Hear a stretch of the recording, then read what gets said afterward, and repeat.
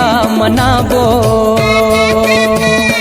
सावन माँ शिव जी ला मनाबो,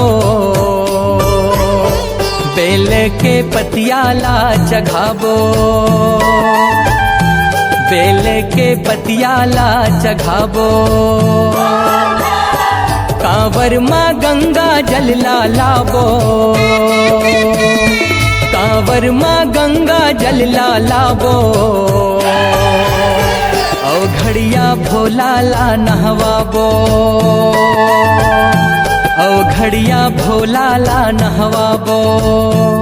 चलो शिव मंदिर जाबो, भोला के दर्शन पाबो, चलो शिव मंदिर जाबो, भोला के दर्शन पाबो।